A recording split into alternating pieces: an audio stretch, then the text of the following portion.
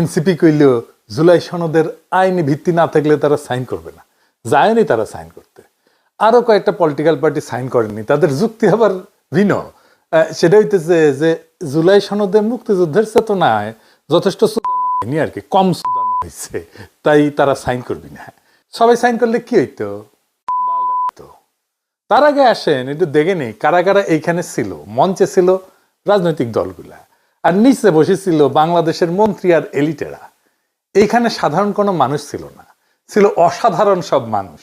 পুরা নিরাপত্তার চাদরে মুড়ে কিছু পলিটিক্যাল এলিটরা আর কিছু ধান্দাবাজ। সাধারণ মানুষ কিছু গেছিল, তাদের তুলে দেওয়া হয়েছে।